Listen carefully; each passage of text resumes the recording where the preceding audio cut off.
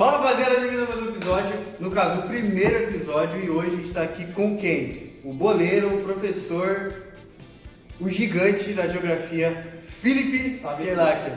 Sabe tudo de geografia. Felipe, seja bem-vindo ao nosso primeiro episódio, é uma honra ter você aqui. Pô, meninos, eu que agradeço aí pelo convite, viu? Obrigado. E vamos ver o que vai rolar, né? Tô curioso aí, meninos. Mas parabéns aí pela iniciativa de vocês aí. E engajamento de tentar fazer uma produção cultural ou algo de mídia assim, legal. Ver a molecada se engajar. Muito bom. Ô Felipe, a gente tinha conversado com você antes de tudo, para você aceitar. Aí que tá. Você tinha falado que a gente ia fazer umas perguntas para você, falando, futuro, o que você acha? Mas aí que tá. Você disse que não queria ser nem professor. Você não tinha essa ideia de ser professor, assim, de primeira? Sim. Qual que era a sua ideia? Então, a minha ideia sempre foi sair de casa para tocar minha vida por conta própria, né? E eu nunca me imaginei dando aula, certo? Então, quando eu passei no vestibular eu tinha 17 anos e meus pais podiam me bancar, então eu acabei saindo de casa com 17 para 18, logo em seguida já fiz 18. E na faculdade eu comecei a me envolver com educação popular, né? Tinha um projeto na faculdade. Aí aos 18 anos eu descobri que eu gostava disso. Mas assim, no ensino médio eu só gostava de geografia, de história, né? Mas eu não me imaginava em nada, na verdade. Então você já começou a faculdade em geografia já? Você já foi certo de vou fazer geografia? Sim, era uma disciplina que eu gostava, que eu sempre tive um desempenho acadêmico bom. E eu gostava de estudar algumas coisas por conta própria, né? Obviamente não tinha YouTube na época, mas eu lembro um molequinho lendo a apostila de geografia, assim. Lendo antes dos capítulos de chegarem, tá ligado? Então, é isso. Quando você tava na escola, você era tipo aquele aluno mais bagunceiro? Você tirava tipo só nota em geografia ou você era mais de boa? Cara, eu nunca me vi como um bom aluno, mas hoje em dia eu vejo muitos alunos meus, vocês são... Comparado. Não, tem um nível muito abaixo, né, assim, de organização da vida, de estudo, de dedicação, de trabalho em equipe. Então, assim, eu era um aluno médio, tá? Às vezes eu pegava uma REC. Pra bom, médio. Às vezes eu pegava uma REC, uma coisa ou outra, mas assim, tinha matérias que eu tirava 7, 8, 9. Então eu era um aluno assim, médio e bom. Não era perto dos que eu já, do que eu já vi. Não, tudo bem. A gente tem uma noção assim, mais ou menos. A gente tem exemplos. A gente tem muitos exemplos, a gente tem muitos exemplos. Muitos. Então assim, aí na faculdade você tinha alguma outra segunda? Porque a gente vê hoje tipo, muitas pessoas na sala, na escola que tem segunda, terceira, quarta, quinta opção, fala, porque eu entrar, eu entrei. Você tinha alguma segunda opção? Então, tinha, na real, né? Quando eu entrei na faculdade, o funcionalismo público no Brasil estava num processo de expansão, né? O Estado estava aumentando de tamanho nos anos 2000 e a economia estava voando. Então, conforme a economia estava crescendo, entrando mais dinheiro, o Estado foi crescendo, né? Aumentando os gastos. Então, eu pensava ser concurseiro, né? Passar no concurso público, ter uma estabilidade financeira, de preferência assim, um concurso ou do IBGE ou da Petrobras. Mas isso era a cabeça assim, com a idade de vocês. Alguém de vocês aqui tem 18? Não. Então, mas isso daí era com 18. Só que eu com 18 estava na faculdade, entendeu? Então a minha cabeça era essa, não, quero passar no concurso público. Depois eu fui descobrir que assim, eram concursos muito difíceis. E daí como eu estava gostando de dar aula, e tem um déficit muito grande de professor no estado de São Paulo, eu abracei. Eu vejo, tipo, por perto, numa quantidade até considerável de pessoas que pensam no concurso público, até mesmo eu, por conta da estabilidade, de você se segurar, vai ter um emprego bom no Estado, vai poder se manter, e é isso, assim. Você acha que tem algum ponto negativo no concurso público, assim? Então, duas informações. Quem está no mercado privado, eu não lembro quem fez essa pesquisa, somente 5% das pessoas do mercado privado vão passar por promoções e aumentar relativamente bem seus salários, né, ao longo do tempo da carreira. No funcionalismo público esse número chega quase a 30, tá? Então isso tem uma diferença grande, né? Não sei quem que está errado e quem está certo. Funcionalismo público, cara, eu não vejo nada de errado, viu? Na verdade eu acho que o privado muitas vezes deveria assegurar talvez uma maior estabilidade para os trabalhadores do setor privado, né? Porque às vezes a gente pensa funcionalismo público com um certo preconceito, mas na verdade talvez a gente devesse ter uma estabilidade maior, né? Óbvio, gente, cada caso é um caso, né? Mas eu vejo com bons olhos, viu, o funcionalismo público. Tá? Você acha então que as pessoas que hoje trabalham na iniciativa privada, assim, você acha que elas estão, tipo, de certa forma, um pé aqui, um pé lá entre ser demitida e sobre uma estabilidade? Ou você acha que tem que melhorar muito ainda? Não, acho que tem muitas variáveis, mas sim, vai depender muito da pessoa, vai depender da conjuntura econômica do setor que aquela empresa está, da política da empresa, se a pessoa está cumprindo com a função dela ou não, se ela está deixando a desejar. Então, tem muitas variáveis, tá? Mas eu assim, também não vejo com maus olhos a iniciativa privada. Só acho que às vezes acho que falta um pouco de estabilidade para as pessoas, assim, pelo que eu vejo com meus amigos, tá, que estão trabalhando no mundo corporativo. É bem louco trabalhar no mundo corporativo, assim. Trabalhar numa escola, é outro ambiente a escola. Se trabalhar numa multinacional é bem difícil. Não tem muita previsão do que pode ser o mercado na semana seguinte ou no mês seguinte. Não sei isso.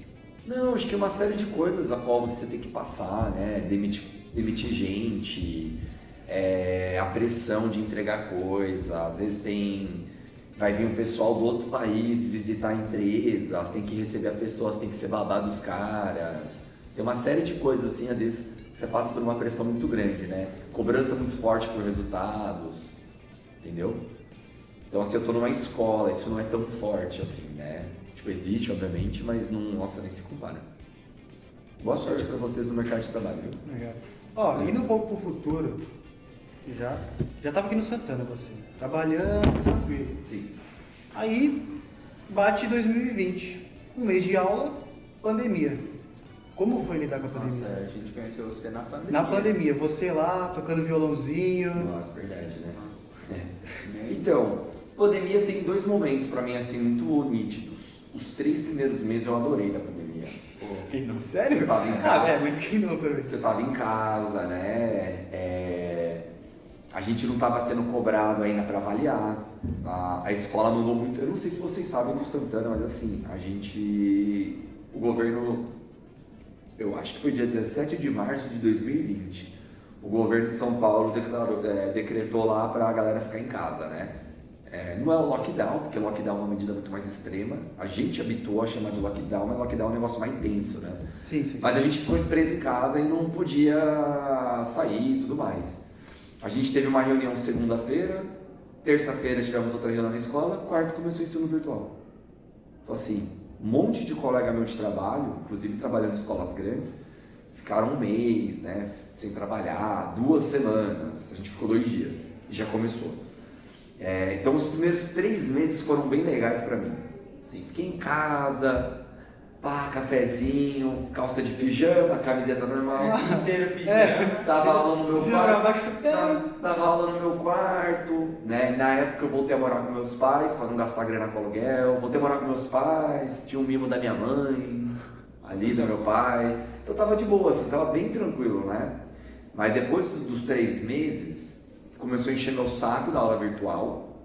É muito chato você ficar falando de frente pra tela. E começou as cobranças, os instrumentos avaliativos online. E daí eu comecei a apanhar muito. É verdade. Então assim, eu tava só dando aula, só explicando.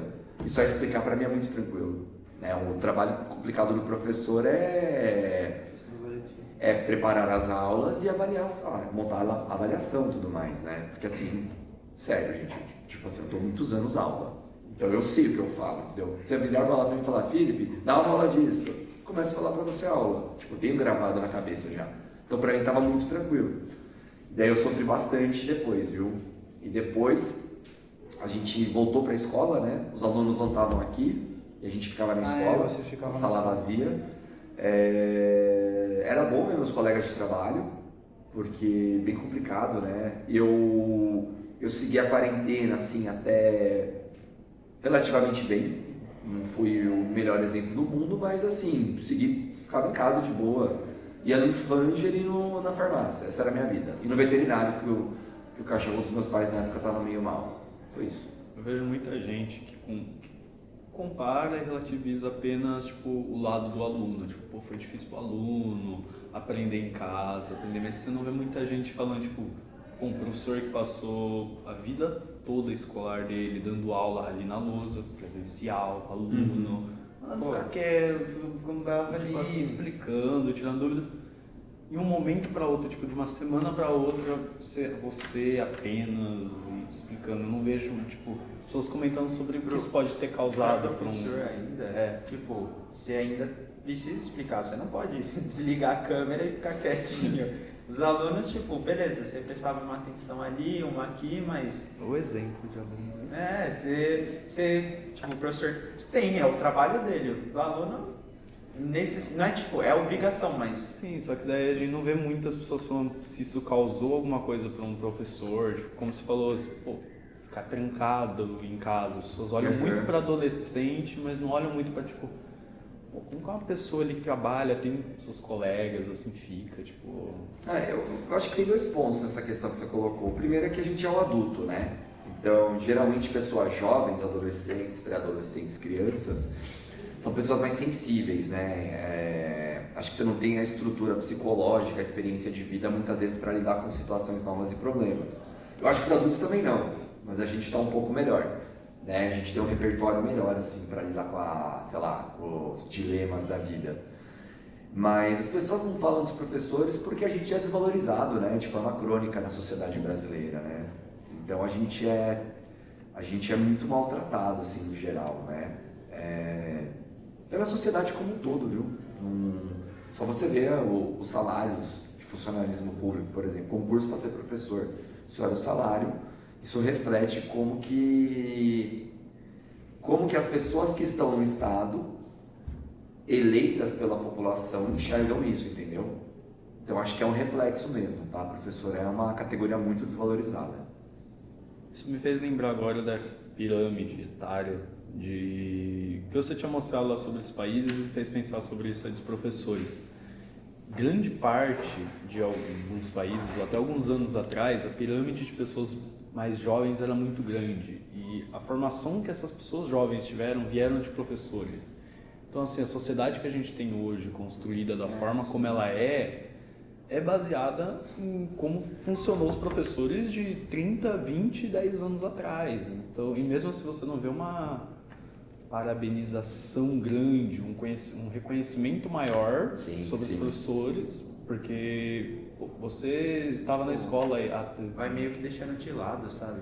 E meio que eles são, tipo, o fator inicial de... A sociedade ela sai hoje do jeito por conta de professores. E mesmo assim, você já teve uma população brasileira muito grande, tanto brasileira quanto a global, mas principalmente no Brasil, você já teve uma população alta de pessoas muito jovens. E quem meio que guiou essas pessoas para ser o Brasil que é hoje foram os professores. Mesmo assim, você não tem um reconhecimento assim tão grande. Continua sendo, professor, sim. Ele é necessário, mas aos olhos do... Concordo. Acho que os olhos das pessoas que estão mais altas em cargos da sociedade, assim, uma certa minoria que tem um poder, Sim. olha e diz, pô, é um professor. E aí? É igual, quando teve o negócio dos caminhoneiros, sabe? A greve dos caminhoneiros. Pô, eu não achava que era tão importante todos os caminhoneiros assim, não sei o que. Eu falei, tá, beleza, agora começou a greve, né? Aí depois eu vi, tudo que aconteceu, eu fiquei, nossa, você ia no mercado e tava uma todo peça-chave pro país funcionar. E aí quando eles pararam, eu fiquei nossa. Agora parando pra ver, profissões que acabam sendo de uma forma tão importante, não tem tão importância. Não tem tanta importância, né? tipo assim, professores, caminhoneiros, pessoas que fazem o Brasil, a economia, a sociedade girar, acabam sendo só, mas é um Acaba grupo. passando de lado, né? É um grupo ali. Eu não sabia. Talvez se não tivesse a greve dos caminhoneiros, eu ia ficar mais anos aí sem pensar nisso, nossa, como que é importante. Exato. Concordo. Você eu considero como o professor diferente, o professor mais diferente, um dos mais diferentes que eu já tive. Você é bem humorado, sabe dar aula bem, coloca uma musiquinha, montando um mapa da Segunda Guerra. Pô, é engraçado, gente. Não, Verdade. não é monótona a aula. Não é uma aula que você monótona. gosta de prestar atenção. Teve, Obrigado, meninos. no segundo ano, eu estava sentado do lado do gaúcho. Aí você foi mostrar elementos da matéria-prima na lousa. E você começou a imitar o negócio do Avatar. O gaúcho olhou pra mim e falou: cara, esse professor ele é lendário. Todo rindo. Mano, essa cena define o seu bom humor assim em aula. Obrigado. Professor, tipo, você quer continuar? Não, pode continuar. Quando, tipo, você começou a dar aula, tipo, você já dava aula, mas porque você fazer uma aula mais descontraída faz, tipo, uma pessoa focar mais, ter mais, tipo, você começa a falar um Interesse, negócio e né? tal, você troca de voz, não sei o que, você chama mais atenção. Quando você começou a dar aula, você dava, tipo, mais aquela aula padrão e com o tempo você foi, tipo, meio que fazendo, Ganhando tipo, uma essas forma, habilidades, entendeu? né? Tipo, pra fazer os alunos prestarem atenção, ou você sempre foi mais, tipo, espontâneo, aí você viu que tava funcionando e é isso? Então, cara, assim, tem uma série de coisas, eu acho, tá? Eu acho que as pessoas, no geral, enxergam muito o professor como uma coisa que é na base da experiência. E eu acho que enxergar o professor dessa forma é ver a minha profissão como se fosse algo amador. Então, numa perspectiva assim, profissional, você vai aprendendo coisas, você vai se qualificando e vai se preparando para estar dentro de uma sala de aula. Então vamos lá, eu vim de um modelo mais tradicional. Então quando eu comecei a dar aula eu era muito mais bravo e rígido, né? E daí eu li alguns livros, né? E experiências em sala de aula. Aqui na escola também, né? Tem muito professor bom. E eu tenho uma coisa que eu acho que é uma grande vantagem. Eu sempre estou atento para ver quem está fazendo algo ou melhor do que eu, ou quem está fazendo algo da hora. Tipo, às vezes eu nem faço o negócio, entendeu? E eu acho interessante. Então eu sempre fui um cara que sempre perguntou, aprendeu com a galera mais velha ou com a galera mais nova que estava fazendo algo diferente. Então eu sempre busquei aprender. Então eu era muito mais rígido e ao longo do tempo eu fui ficando mais flexível, né? O importante, no fim das contas, não é o que eu quero passar, é o que vocês entendem. E é muito complicado para o professor fazer essa avaliação, né? Porque a gente leva para o lado pessoal, dá uma sensação de... a gente às vezes fica desapontado. Então o importante, né, que eu falei para vocês no primeiro dia de aula, a minha missão agora com o terceirão é desconstruir a ideia do patinho feio. Que vocês não são capazes, que não, vocês têm que fazer uma faculdade à noite mesmo, uma faculdade aí privada... Você se endivida e depois você paga a faculdade, ou às vezes seu pai e sua mãe tem 500 conto para dar por mês. Então, o meu objetivo é desconstruir isso, entendeu? Porque o sucesso de vocês é o meu sucesso. Então, a hora que vocês entendem que eu estou aqui para ajudar, que eu sou o cara que vai te dar a ferramenta, eu sou o cara que vai te ensinar a trabalhar uma ferramenta para você atingir o seu objetivo, ou eu sou o cara que vai te cutucar e falar assim, irmão, você tem um objetivo? Você quer acordar ano que vem, todo dia 10, 11 da manhã na casa dos seus pais, sem propósito, tipo, jogando game 8 horas por dia, e é isso que você quer fazer na tua vida? Então, tipo assim, a hora que o aluno consegue entender isso daí, que eu tô ali para ajudar, tá? Aí eu acho que já muda muita coisa, né? Porque eu sou uma pessoa que me importa com vocês, obviamente são muitos alunos em sala para 40 minutos, né? A gente não consegue 2 aulas por semana, mas é importante passar essa mensagem. Então eu era muito mais rígido e ao longo do tempo foi aprendendo, né? Outra coisa, quando você dá bronca no aluno, o aluno sempre tem que entender por que ele está dando bronca. Então quando eu era mais novo, eu só mandava para fora, por uma questão de behaviorismo, assim, de comportamental. Tipo assim, para de fazer isso. Se você fizer isso, você vai para fora. E daí eu descobri que assim, você tem que chamar a pessoa. Outra coisa que eu tenho que é engraçada, tem às vezes aluno que vem pedir desculpas, eu falo, eu não te desculpo, você vem falar comigo semana que vem, fala comigo semana que vem, mas eu não te desculpo agora. Isaac, manda e-mail. Então, tipo... Então, assim, tem umas coisas que assim, o aluno vê que eu tô sendo sincero, tá ligado? Que eu não vou fazer um negócio padrão porque ele quer, né? Então tem isso aí, mas acho que foi com o tempo, viu? Foi com leitura e foi aqui na Escola Santana teve muita coisa assim, de verdade, que me fez evoluir como profissional. mas principalmente pessoas do Santana me ensinando coisas aqui, entendeu? Não foi tipo tanta gente de fora, palestra, coisa assim, foi a galera daqui mesmo, entendeu? E eu entrei aqui com 25 anos, né? Eu era bem novinho na hora que eu entrei, não era calvo. Será que a gente pode chegar nesse assunto? Quando que começou a... Quando eu entrei aqui. Quando que... Sério? A energia do Santana aqui. Você não é com o professor Calvo aqui, não. É verdade. Ó, tem uma frase que é muito boa do Galvão, tá? Eu não gosto muito do Galvão Bueno, mas tem uma frase muito boa. Uma coisa é eu te dar uma Alpine. Vocês assistem Fórmula 1? Assisto Mais ou domingão menos. de manhã. Uma coisa é eu te dar uma Alpine, a antiga Renault, e você pegar uns 2, 3 pódios no ano todo. Outra coisa é eu te dar uma Ferrari e você não poder errar em nenhuma corrida. Exato. É. Percebe a diferença? É tipo isso daí. Então, o Santana ele é a Ferrari. Aí, cara, eu molecão com 25 anos ali, a hora que eu comecei a assumir as aulas, nossa, gente, eu dava mais de 40 aulas por semana. Eu dava 48 aulas por semana, eu acho. Então, assim, eu trabalhava... Uma semana boa, eu trabalhava 50 horas na semana. Entendeu? Aí, cara, eu já ia, provavelmente, eu já ia ficar calveludo, né? E daí, esse processo foi acelerado. Vamos mudar de assunto, falar de coisa boa? Já vou começar a ficar triste aqui. Depois você... Tá, deixa eu falar. Tenho uma dúvida. Como que Não é você sobre chega- cabelo, não, né? Qual é o shampoo, tá ligado? É shoulder. Manual usa? Como você acha que a geografia ela pode ajudar a gente a construir uma consciência tanto sobre a nossa realidade social hoje e principalmente ambiental?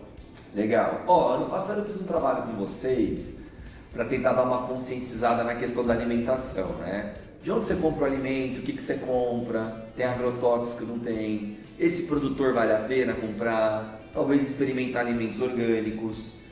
Tinha um grupo sobre punk, né? Plantas alimentícias não convencionais. Um exemplo é isso. Outro exemplo, né? Vocês carregam muitos preconceitos sobre ideologias quando vocês vêm para a escola, o que é normal, tá?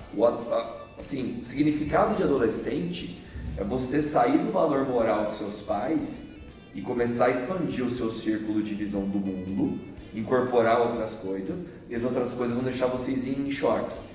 Então tentar também fazer com que pessoas que pensem diferente possam falar no mesmo espaço em público, algo que no Brasil está difícil. Repensar o consumo, noções de economia, troquei ideia com vocês sobre a aposentadoria ano passado, a gente está todo ferrado, né? Então, para quem gosta de natureza, que é o meu caso, né? Então, tipo assim, quando você vai fazer uma trilha na floresta, coisa assim, vai viajar, vai para outro país e você ter uma bagagem de geografia, é tipo uma camadinha de cebola, né? As coisas vão fazendo mais sentido para você. Então é um dos objetivos da minha aula também, né? A realidade fazer mais sentido para vocês. Tem uma ferramenta para fazer sentido. Pior que você tava falando isso daí, tipo, você estuda geografia, essas coisas, aí você observa mais. Quando a gente estava estudando física, a gente estava estudando o sistema de roldana, e aí eu fui pegar um elevador e eu fiquei pensando, tipo, tem roldanas, tipo, em cima foi pensado, foi tipo tudo pensado. E aí, tipo, os caras teve que fazer um negócio de metal todo pesado. Aquilo viu que a gente viu. Quem fez aquilo, ele Tipo, olhou. a gente viu tipo a base do negócio e aí eu fiquei, nossa, ó, o cara pensando em física, pegando elevador. O senhor falando sobre marcar uma aula assim, uma aula que tipo te marque, eu acho que eu posso levar isso para minha vida.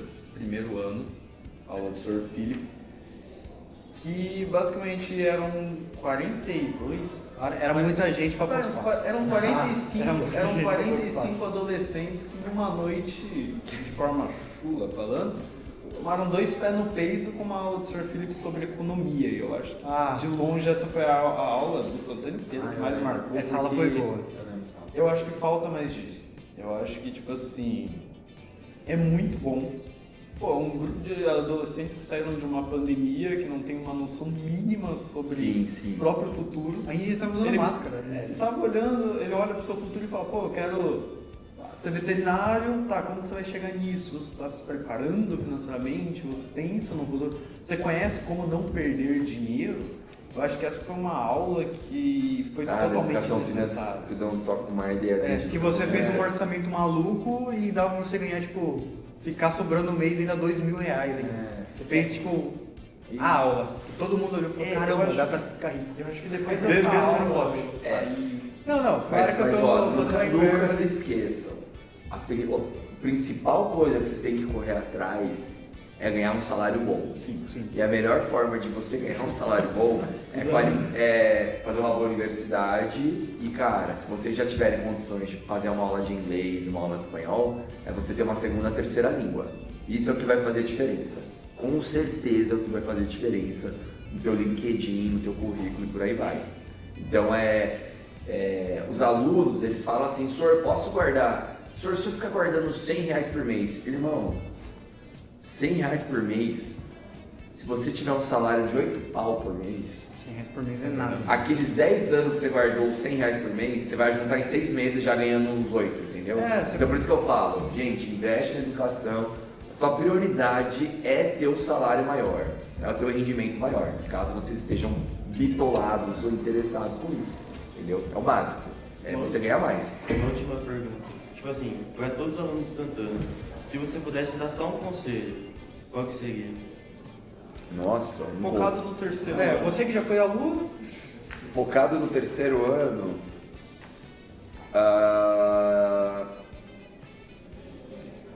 Tatuar a frase. olha, um conselho que eu daria para vocês é encarar de frente as inseguranças do futuro, né, que você talvez possa encarar como um fracasso e não necessariamente é um fracasso, e se organizar e anotar num papel as coisas. Você escrever um objetivo, escreve seus objetivos de vida no papel, escreve e começar a trabalhar para isso. Eu acho que organizar sua agenda, organizar assim, sua agenda da vida, eu acho que é muito importante você se organizar. Eu comecei a organizar minha agenda da minha vida, tipo assim, faz 4 anos. Então, assim, tá dando resultado. então, assim, até os 28 anos eu não tinha, era uma coisa atrás da outra, uma coisa atrás da outra. Cara, quando você começa a organizar a tua vida, tua rotina, é muito bem, muito boa. Então tem vários alunos que fazem isso já, tá?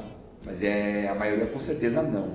Então eu colocaria os objetivos da vida, assim, e estaria a organizar para vocês se organizarem e correr atrás, né? Seja a parte de saúde, seja a parte financeira, seja coisas específicas da tua vida que você quer fazer antes de morrer. Eu escreveria no papel. Acho que quando você escreve no papel, você meio que você está se propondo a fazer, entendeu? Você para de procrastinar com o futuro.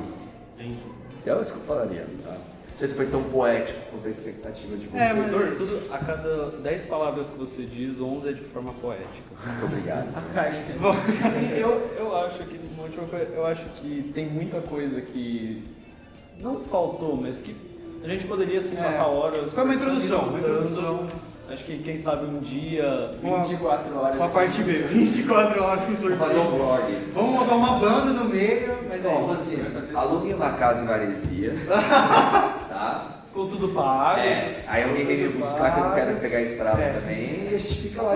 Marca depois do jogo do Corinthians, você não quer perder lá. Não, mas vai ser, ó. Quanto tá tendo o jogo do Corinthians? Né? Aqui, passando aqui. Então, mas daí se estiver passando o jogo, vocês vão se divertir comigo, né? Vocês vão ver que eu fico louco. Xingo, grito, dou soco na parede. Corinthians, Flamengo. Meu Deus. No ano que aguarde, professor. No ano vai ter a volta. Ó, cuidado com o VP, hein? Ó, Não, vai sair, professor. Daqui a pouco sai. vem Cuidado com pressão. com esse VP. Não, começo de trabalho ainda. Tem que deixar Pô, relaxa, vai, né? Ó, duro, tá trabalhando duro, tá funcionando, não tá? Tá funcionando. O Corinthians tá. Mas é isso, rapaziada, eu acho que a gente tem que encerrar agora, deu horário. Obrigado, Finco, por ter participado. Pô, meninos, eu que agradeço pelo convite, por esse Espero ter gostado. Por esse meio dedo de prosa franca. Tá bom? Acho que a próxima vez a gente tem que marcar só pra falar, não besteira, mas ser um papo mais relaxado, não um papo sério. Assim. Pode ser, meninos. Eu estou à disposição, tá certo? Várias maneiras, E parabéns pela iniciativa, meninos. Desejo sucesso aí pra vocês, viu? Nessa empreitada, tá certo? Obrigado, professor. Uma boa noite, criaturas. Vai, Corinthians! Corinthians!